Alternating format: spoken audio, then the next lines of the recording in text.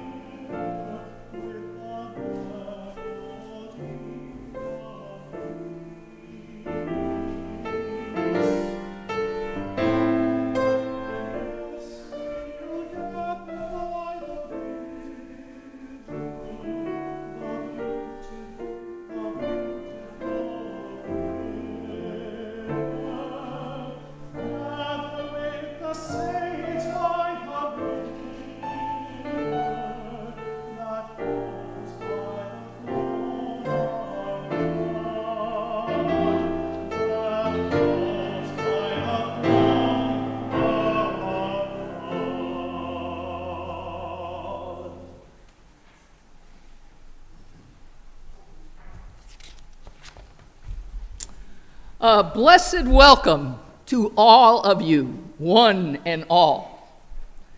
As we gather this sacred morning, may we be aware of our worldwide Unitarian Universalist community, who are also welcoming one another home. Those of you joining us from your home, I invite you to light your chalice as we light ours.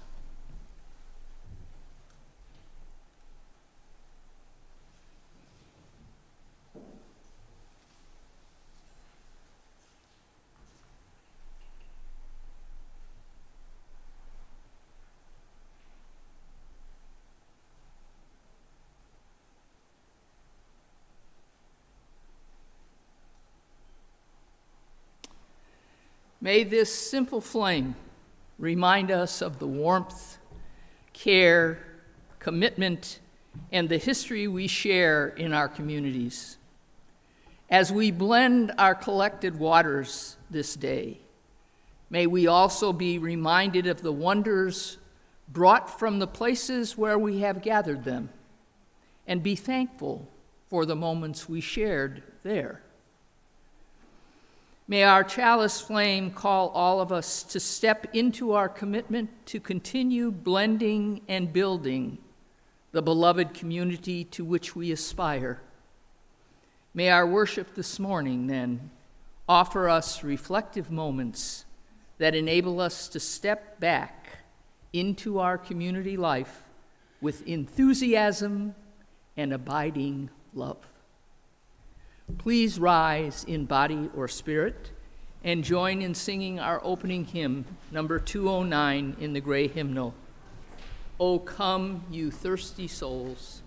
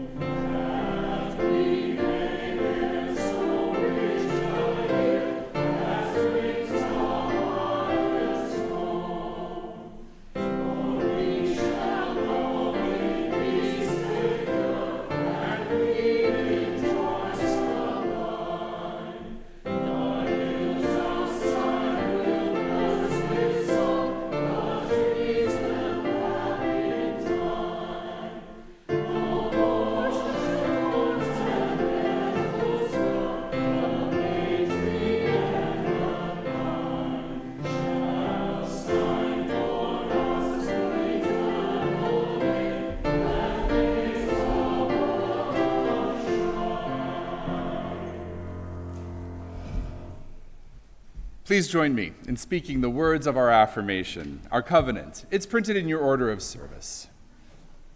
Love is the spirit of this church, and service is its law.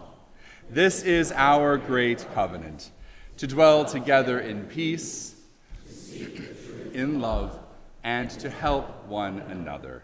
Please be seated.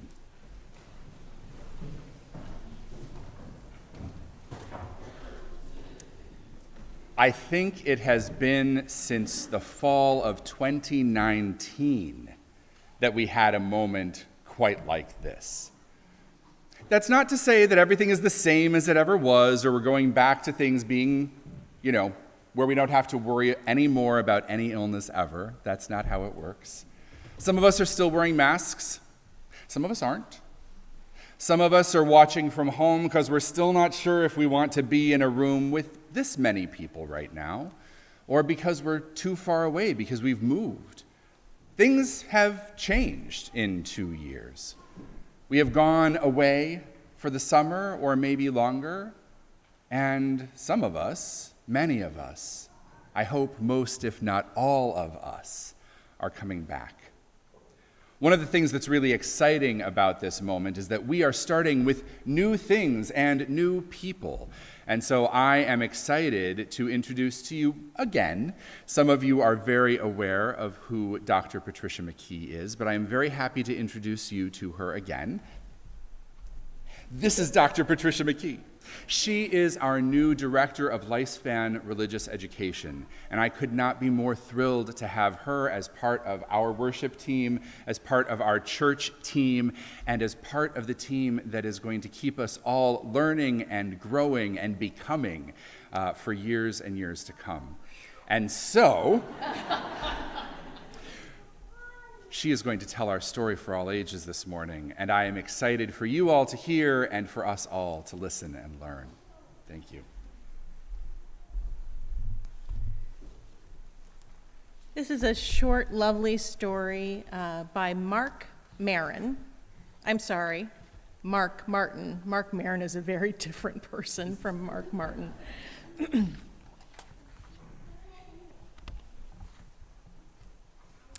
There is a river outside my window. From where I sit, I can see it stretching into the distance in both directions. Sometimes I imagine myself floating along the river, swept away in a silver boat toward the horizon. Where will it take me? It goes through the city under bridges and past speeding cars that zoom by in an endless stream of busyness. It flows beside the factories and their machines grinding and plumes of smoke rising into the sky. It carries me past the farms and animals and moves beyond the fields that look like giant patchwork quilts. It slides into the hills and valleys, and I can hear the murmuring of running water that grows louder and takes me tumbling down a waterfall taller than any building. The river flows into the jungle, and I can hear lots of animals, gibbons, bats, and all kinds of birds. Deep in the jungle, it's very dark, and I feel many eyes watching me. As I sail through the mangroves, the river opens up and takes me into the ocean. It's windier now, and the air smells of salt and seaweed.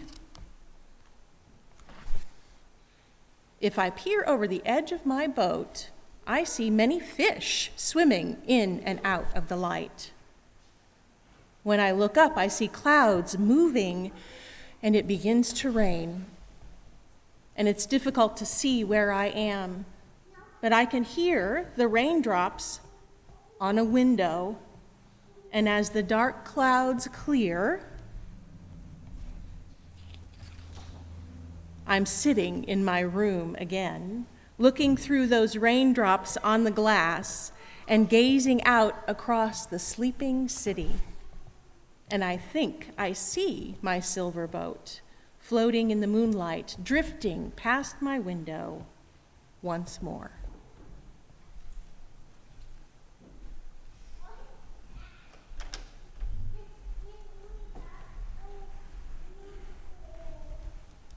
Today is our water communion, in which we bring the waters that symbolize our lives away from this congregation together. Kind of like in the story, the person who's speaking is on this river, going far, far away from their home out to the ocean, blessed by some rain. May it be so, may we have more. And then comes back, covered in rain, maybe splashed by the water of the ocean, carrying that water of the river with them. And so today we are here doing this as well. And in worship, we bring ourselves together, back together once again in this community. In that same way, we also gather together our resources to support this congregation. Our offering, the sharing of our resources for our shared work as a religious community, is a spiritual practice for us. It reminds us first that we alone are responsible for the strength and effectiveness of our faith, for our own sake and for the sake of others who have need of what we can offer.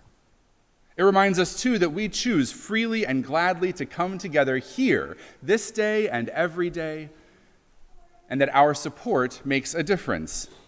And it does that especially because we share our offering every Sunday.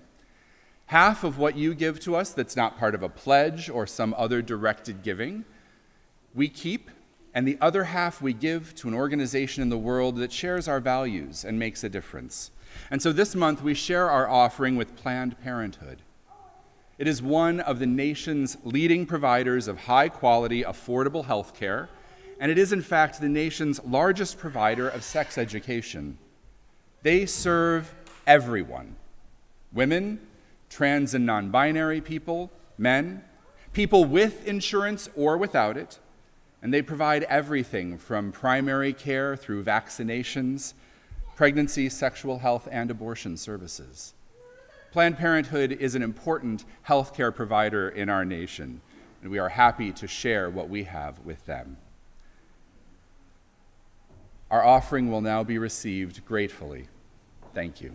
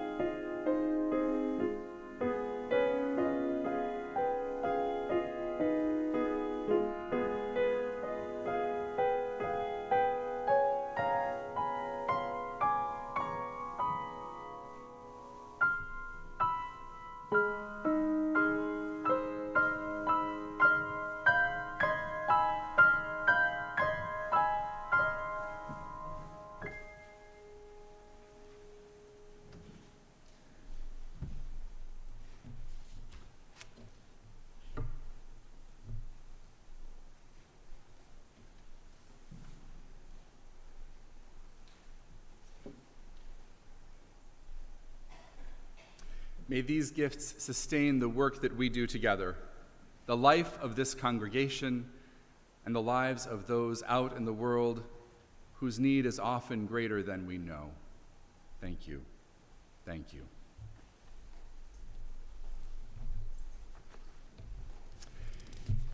Each year, we come together on this second Sunday in September to celebrate the start of a new church year.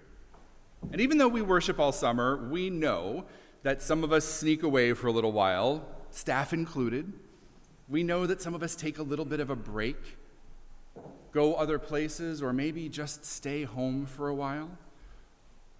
But we still take this time to acknowledge that we are beginning again together, whether you've been gone or not. Because at this point in the year, some of us are starting new classes. We've moved up a grade. Some of us have new responsibilities, whether they are volunteer responsibilities or paid as staff. Some of us are renewing our commitment to ourselves and to our spiritual lives by showing up here and saying, "This will be the year that I come to church every week," or "This will be the year that I come to church twice a month," or more often than I did before. Some of us are renewing our commitments to ourselves, to the congregation, to the world, to that which we know to be sacred. Today is our homecoming. And so today we will gather our waters and our people and celebrate this place and one another. We're going to be speaking our responsive reading, and this one is one that I love, and it feels especially meaningful to me this year, and I hope it will to you too. Please rise in body or in spirit as we speak this together. The responsive reading is found on the insert in your order of worship, or at least the part that you need to know is. It's really simple. After each line that I speak, you all will speak the words in your order of worship, led by the Reverend Joy Christi and Patricia. It's really simple. It is good to be home. Can we try that all together once? It is good to be home. Fantastic. All right. So, the doors and the windows are open as wide as we can make them. This house has been filled with fresh air. It has been made ready just for you. It is good to be home. Our rooms are bright and cheerful, quiet and peaceful, dark and restful, and you can settle wherever it is that you belong. It is good to be home. Whether you are bold or shy, hurting or healed, settling in or passing through, there is space for you in this house. It is good to be home. The very walls here sing with the lives of those who have lived here before, and they call out for you to join in the chorus. It is good to be home. The gardens welcome you with greenery and flowers, whispering wild secrets, reminding you of growth and possibility. It is good to be home.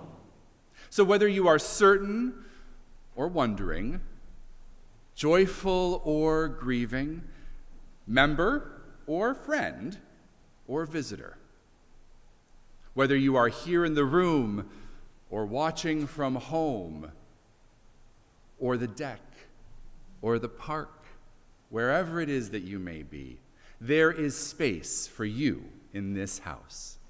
It is good to be home. This house knows that it is not a home without its people bringing it to life, living here. This congregation rejoices at your return. It is good to be home. Let us join together in singing our doxology.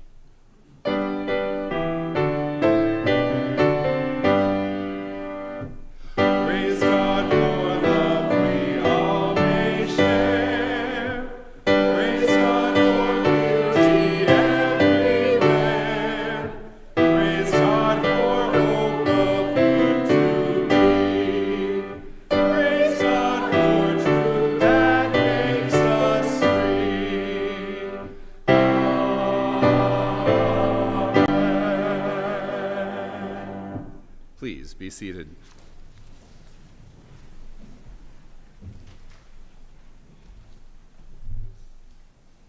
We begin our time of prayer and reflection not with anything that anybody required me to share with you today on their behalf from within the congregation.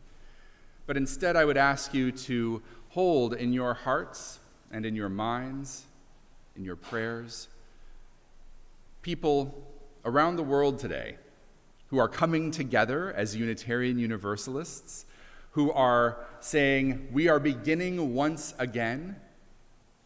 Those who are continuing, perhaps in the southern hemisphere where this is not so much a new start as kind of the middle of everything.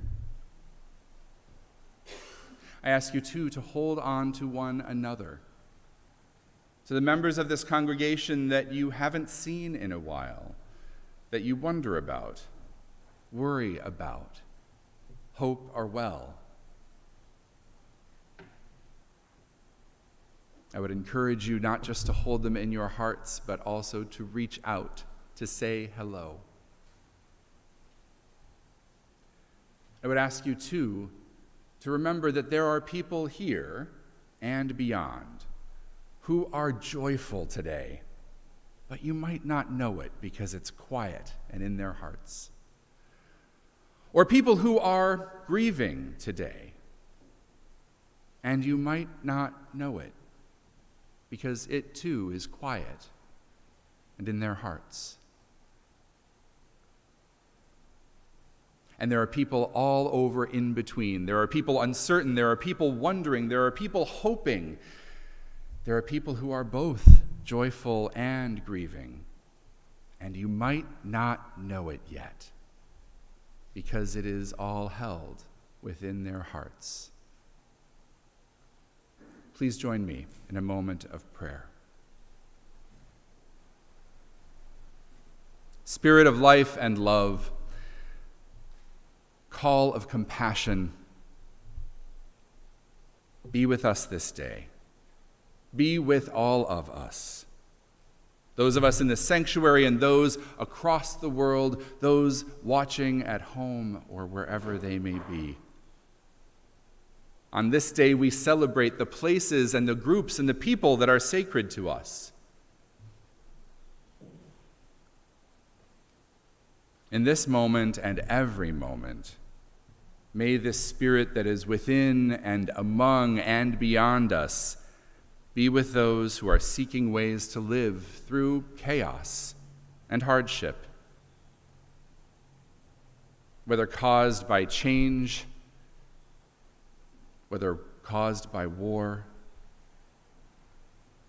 weather, misfortune. Spirit of love, be with people who are hopeful and those who are afraid. Be with the people in power, in this place and everywhere, so that the powerful may feel a call of compassion and find ways to ease suffering, to include everyone in a world, in a community that is beloved and uplifting. Be with our leaders, that we may all choose to act in love, bringing healing to this earth, to all people, to all of life.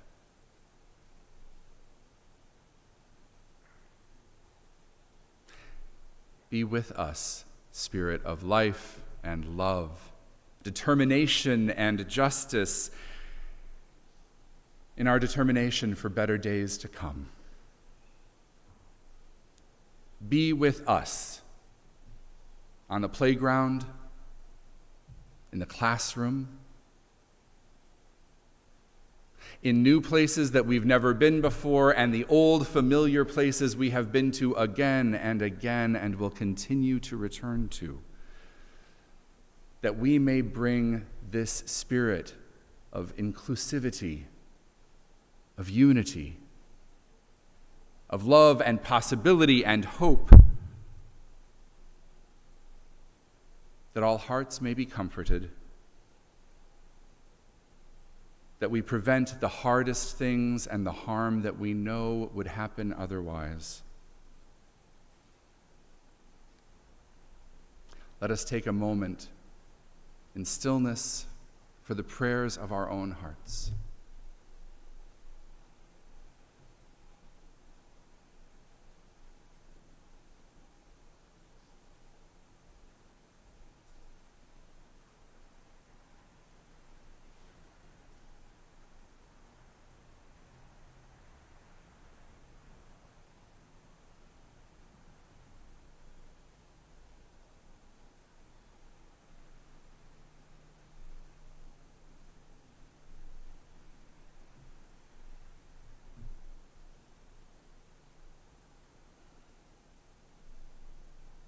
May the gladness that we feel to be together once again inspire us to share and create with others the goodness that we know is possible, taking the goodness that we find here out into the world so that no one is beyond the reach of beloved community. May it be so. Amen. Blessed be.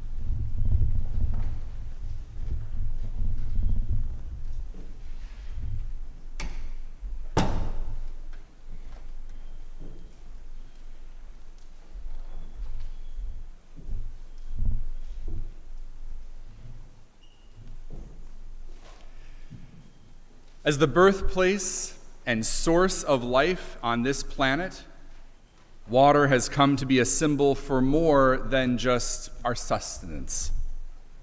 It has really become a symbol for life itself, for the gifts and the blessings of what we receive from one another and from beyond ourselves as well.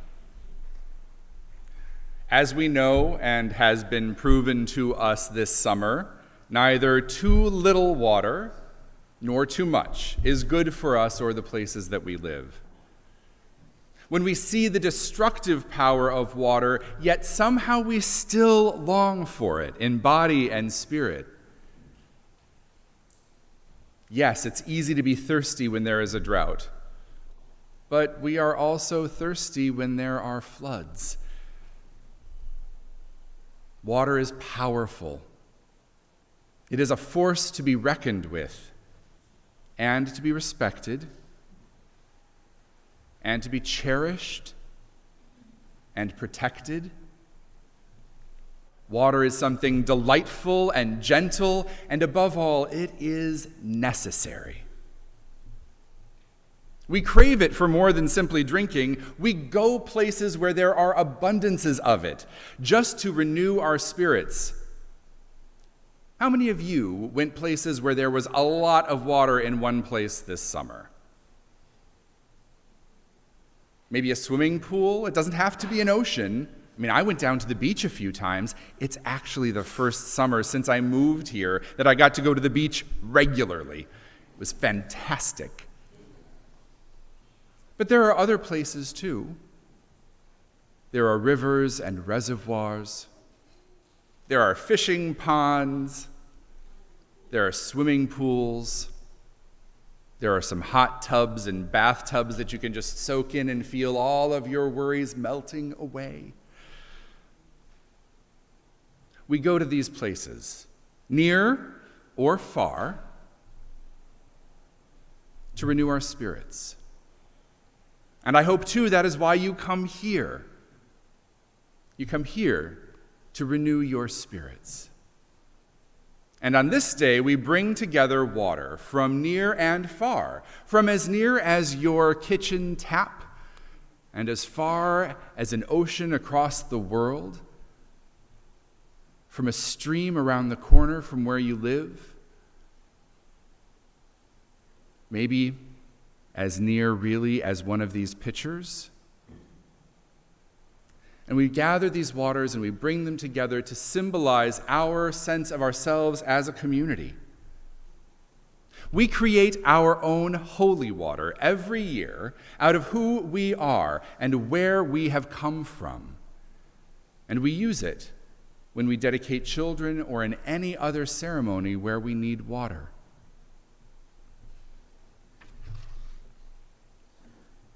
In this moment, what we're going to do is ask you to get up. We're not going to be too formal about it. We're not going to go row by row.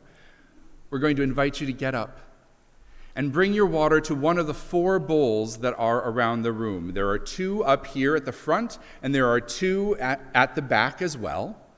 So you can find the one that is nearest to you and pour the water that you've brought with you into the bowl. Or, if you haven't brought water with you, like I didn't manage to do today, I invite you to pour water from the pitcher as a symbol of where you have been. And in this way, we will gather our waters together. And then, just so you're all aware, as I do every year, at the end of the service, we will gather all of that water up into one big pot. We will take it to the kitchen and we will boil it for a good 15 or 20 minutes. Nobody's going to be drinking this water, but we may be blessing one another with it. And so I want it to be as clean and pure and safe as it can be. And after it's been boiled, we will freeze it so that it remains pristine until we are ready to use it during this year. And so I invite you to get up, come to a table, add your water, and become part of this community in symbol as well as in reality.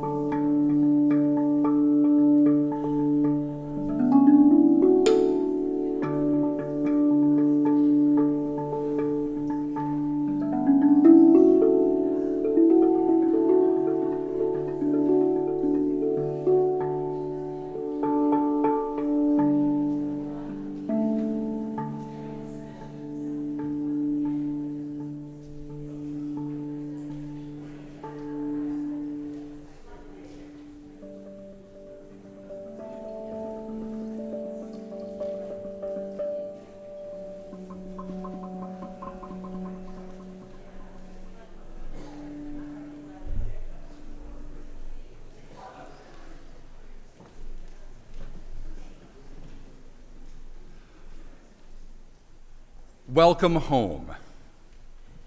How wonderful it is to say that again to you here and to you watching from a distance.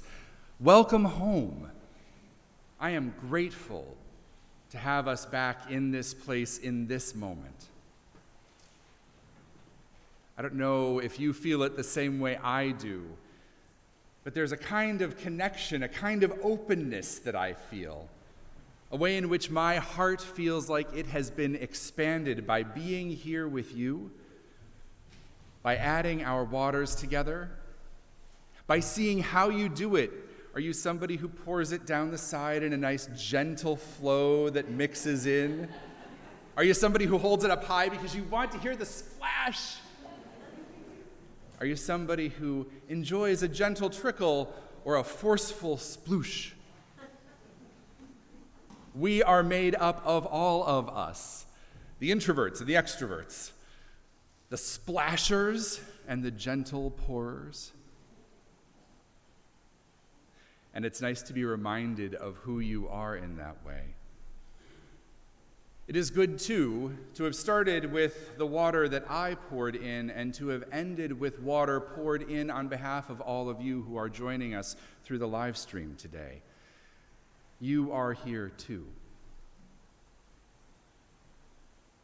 Now, I know some of you have been here all summer long, and so this isn't really a brand new start in quite the way it normally is. And some of you have been away for longer than a summer. And you're just back now. And I hope you too feel that heart-expanded, opening joy of being with others. And for a few of you, this is the first or second, maybe third time you've come. This is a new ritual for you or a new one in this place. Whether you've been away or not, whether you are a longtime member or a newly returning person or somebody brand new to this place, we welcome everyone home. This congregation has been meeting for about 200 years. Now, that isn't to say that all of us have been attending for 200 years, though for some of you it may feel like that if you've been here a really long time. But this congregation, this community has existed in different names and different buildings for about 200 years. People have come and gone. They have been born here. They have died here. They have been married here and graduated. They have gone away and come back, and the community continues. This river, this congregation, flows from a very old source. And every year it picks up some new water and breaks new ground. As with every year, some things are going to look a little different and many things will look the same. This is another year in which we have to relearn how to do church. As we figure out what does it mean to be multi-platform, to be on Zoom and live streamed, to use all of our electronic capabilities, as well as to be here together, sharing space. Just as we do every year, we will flow and merge and find the right ways to move through the world together. And in this year, there is much, much moving through the world that needs to be done in new ways. New opportunities and ways to participate in religious education classes. We're now partnering with other congregations around Hartford and across Connecticut to do social justice work as well as environmental justice work. We are figuring out how to collaborate once again within the church so that multiple groups of people say, wait, you're doing a thing that's connected to what I'm doing? How about we do it together? How many more people can we pull in? We want to think about all of the ways that we can make this place the congregation that we need and want it to be now, for ourselves and for anybody who turns on their computer or comes through our doors.